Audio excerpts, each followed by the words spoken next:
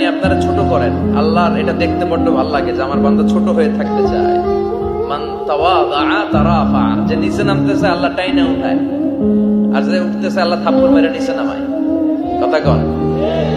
মুসা আলাইহিস সালাম, সহিহ বুখারীর বর্ণনা, বনি ইসরাইলের লোকদের মাঝে ওয়াজ করতেছিলেন, এরকম নসিহত করছিলেন।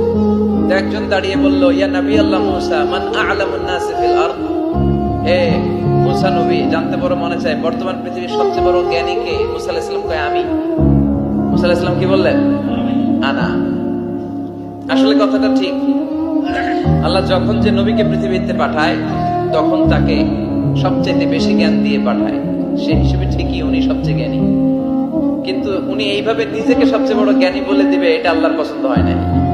আল্লাহ চেয়েছিলেন মুসা আলাইহিস সালাম যেন বলে আল্লাহু আ'লাম, আল্লাহই জ্ঞানী। সুবহানাল্লাহ কইবেন না?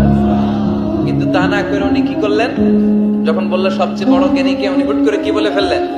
আনা, আমি। আল্লাহ এটা পছন্দ করেনি। আল্লাহ ডেকে বললেন, মুসা, ইউ আর অ্যাবসলিউটলি রং, তুমি ভুল করেছো, তুমি সবচেয়ে জ্ঞানী নও, তোমার চেয়ে বড় জ্ঞানী আছে।